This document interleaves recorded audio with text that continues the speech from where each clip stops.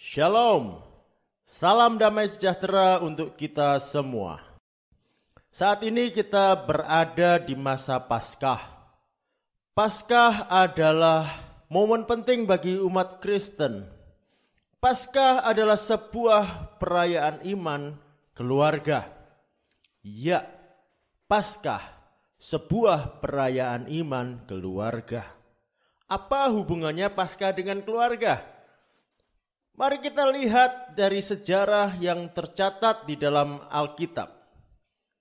Pada mulanya, Paskah adalah peristiwa pembebasan umat Israel dari perbudakan di Mesir, yang dalam bahasa Ibraninya disebut Pesah. Pesah artinya sudah lewat.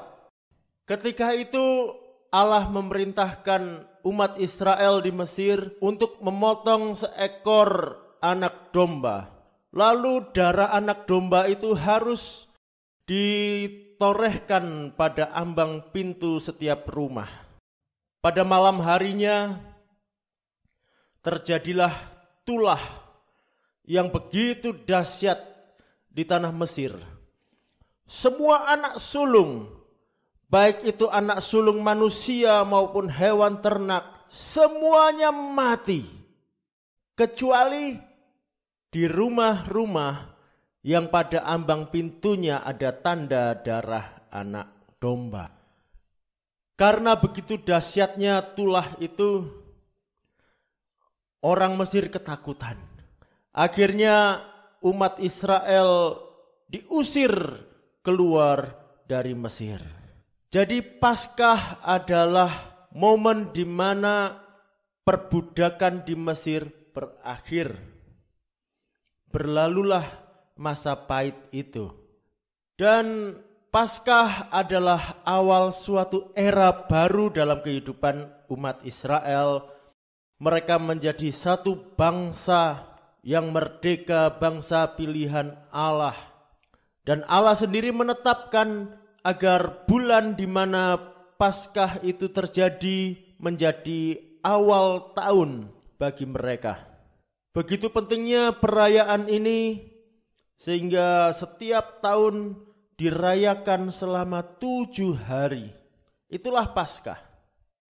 Nah, hubungannya apa dengan keluarga? Mari kita lihat lebih lanjut. Di dalam kitab Keluaran pasal 12 ayat 3, ayat 14 dan ayat 17. Kita lihat ayat 3 terlebih dahulu. Katakanlah kepada segenap jemaah Israel, pada tanggal 10 bulan ini diambillah oleh masing-masing seekor anak domba menurut kaum keluarga, seekor anak domba untuk tiap-tiap rumah tangga. Perhatikan baik-baik, di sini dikatakan tiap-tiap rumah tangga. Jadi rumah tangga atau keluarga adalah unit terkecil dari perayaan Paskah. Kita lihat ayat ke-14. Hari ini akan menjadi hari peringatan bagimu. Kamu harus merayakannya sebagai hari raya bagi Tuhan turun-temurun.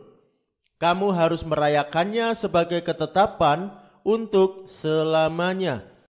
Di sini dituliskan turun-temurun, artinya dari generasi yang satu diwariskan kepada generasi berikutnya dan seterusnya.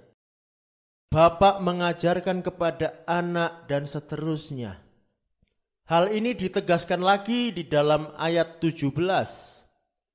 Begini bunyinya, jadi kamu harus tetap merayakan hari raya makan roti yang tidak beragi, sebab tepat pada hari ini juga aku membawa pasukan-pasukanmu keluar dari tanah Mesir. Maka haruslah kamu rayakan hari ini turun-temurun. Itulah suatu ketetapan untuk selamanya. Sekali lagi di sini dikatakan turun-temurun.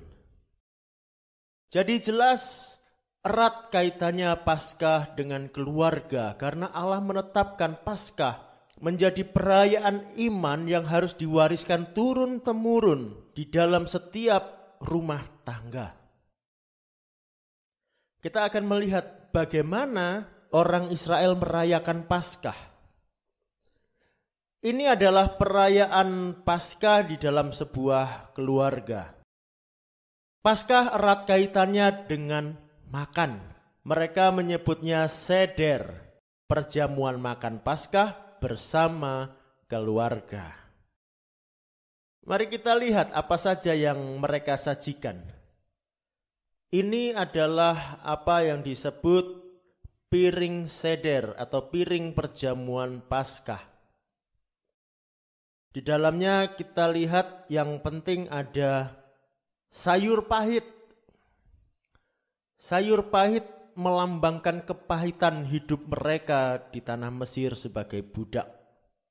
Lalu ada lagi air garam. Air garam ini menjadi simbol air mata mereka pada saat mereka menderita di tanah Mesir. Kemudian ada lagi yang menarik, yaitu tulang domba. Tentu saja mereka tidak makan tulang domba. Mereka makan daging dombanya. Tapi tulang ini diletakkan di situ sebagai simbol domba Paskah yang dikorbankan untuk pembebasan mereka. Lalu ada lagi yang unik, yaitu telur. Telur Paskah. Ternyata sudah ada sejak dulu dalam tradisi kaum Yahudi. Telur merupakan lambang musim semi, lambang kehidupan, musim yang baru. Lalu ada juga roti tidak beragi. Mengapa rotinya tidak beragi? Karena ketika Allah memerintahkan mereka bersiap keluar dari tanah Mesir, waktunya sangat singkat. Tidak ada waktu yang cukup untuk meragikan adonan. Karena itu roti mereka tidak beragi dan Allah menyuruh mereka tetap melakukan ini sebagai peringatan akan momen itu. Lalu ada juga anggur.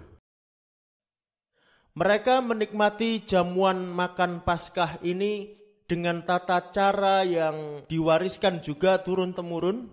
Kita lihat di sini ada yang memegang buku, ada yang memegang alat musik.